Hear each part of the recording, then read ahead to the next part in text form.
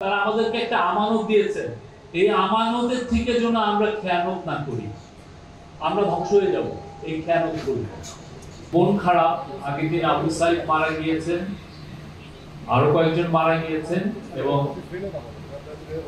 নাহিদদের যে গ্রুপ বা স্টুডেন্টরা যারা প্রোটেস্ট করছিল তারা বলছিল যে আজকে একটা গায়েবানা জানাজা হবে। আমি পাঞ্জাবি পড়ে গেছি, সাধারণত আমি তখন এএফপির বাংলাদেশ ব্যুরো চিফ। এএফপি হচ্ছে ফ্রান্সের বার্তা সংস্থা, ওইটার আমি ইংলিশ সার্ভিসে আছি, ওইটার আমি বাংলাদেশের প্রধান আছি। তখন মানে 13 বছর, ওদের ওখানে আমি 20 বছর চাকরি করছি। তো আমি পাঞ্জাবি পড়ে গিয়েছি যে যদি গায়েবানা জানাজা আমার সময় হয়, আমি ওখানে গিয়ে আমি জানাজায় অ্যাটেন্ড করি। জানাজার ঠিক যাওয়ার জন্য স্টুডেন্টরা একটা বড় মিছিল আসলো শহীদুল্লাহ হল থেকে। আপনারা যারা ঢাকা ইউনিভার্সিটি গেছেন তারা জানেন ঢাকা ইউনিভার্সিটি কার্জন হল অনেক দূরে। তো কার্জন হলের থেকে একটা বড় মিছিল আসলো। মিছিল আসা মাত্রই পুলিশ কি করলো, পুলিশ ওদেরকে স্টান গ্রেনেড মারলো, যেটা যে গ্রেনেডের খুব শব্দ হয়, সবাই ছিটকে পড়লো। আমিও, আমার পা ভাঙা, আমার হাঁটুতে অপারেশন হয়েছে, আমার হাঁটুর যে চাকতিটা এটা ভাঙা। আমি ল্যাংচাইতে আমি ইয়েতে আসলাম, বেগম রোকেয়া হলের গেটে আসলাম, কিন্তু রোকেয়া হলের এরা ভাবলো যে আমি কি আন্দোলন কোনো লোক, আমাকে আর ঢুকতে দিল না, এবং খুব পুলিশ তখন টিয়ার গ্যাস মারছে, খুব খারাপ লাগতেছে। তারপরে একটু পরে আধা ঘন্টা এই ক্লাস চললো, চলার পরে স্টুডেন্টরা চলে গেল আরো মল চত্বরের দিকে, রেজিস্ট্রার অফিসের ওই দিকে চলে গেল। 4টার দিকে, 4:30টার দিকে গায়েবানা জানাজা হয়েছে, 12 পরে আমি মনে নেই। তারপরে আমরা ফিরতেছি, ফেরার সময় আমরা যারা সাংবাদিক, আমাদের পুলিশের সাথে আমাদের একটা সম্পর্ক তৈরি করতে হয়। তাদের কাছ থেকে অনেক সময় আমরা যারা বিদেশে রিপোর্ট পাঠাই, ওদের সোর্সিংটা, মানে কেউ যদি মারা যায়, এটা আমরা সাধারণত পুলিশের মুখ দিয়ে বলাতে হয় যে পুলিশ বলেছে এতজন মারা গেছে। এটা অন্য কেউ বললে ওইটাকে অথেন্টিক করে না। আমি পুলিশের সাথে যাওয়ার সময় পুলিশের সাথে কথা বলছি, সন্দেহ হবে বলে ভাব। উনি খুব বিদ্রুপের সুরে বললেন যে যান যান, এখন আন্দোলন চিরতরে শেষ।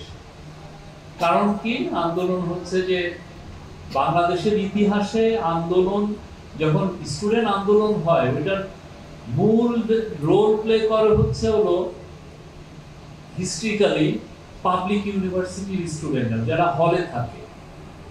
হলের ছেলেরা আসে, বিয়ে করে। আপনারা যদি এরশাদ বিরোধী আন্দোলন দেখেন, ওই সময় এরশাদ কিন্তু অনেকবার হল বন্ধ করে দিয়েছে, হল ভ্যাকেট, হল খালি করা, প্রায় হল খালি করার নির্দেশ দিয়েছে।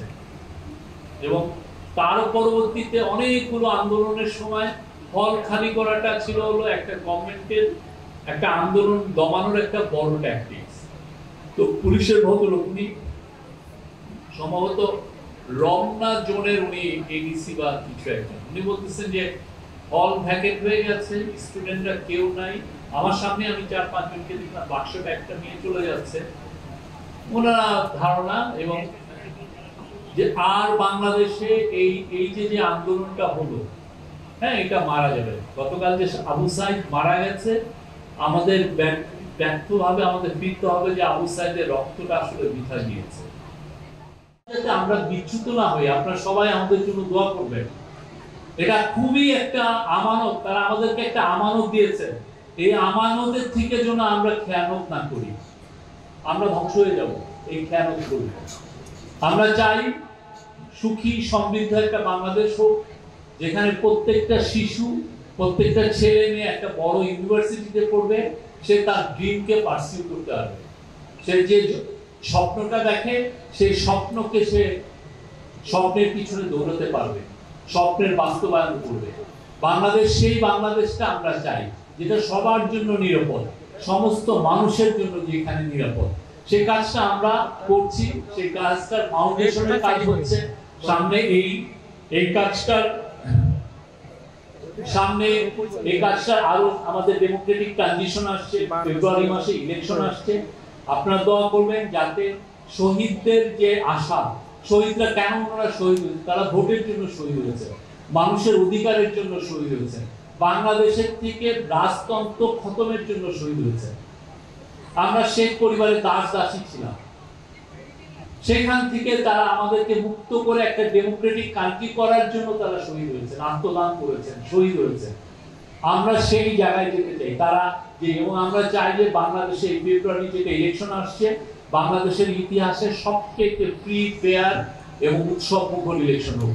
আপনারা সবাই ইলেকশনে ভোট দিবেন, আপনার প্রার্থীকে বেছে নিয়ে, যে প্রার্থী আপনার শহীদদের সাথে, যারা শহীদদের আমানতে যারা খেয়ানত করবেন, তাদেরকে ইলেক্টেড করবেন।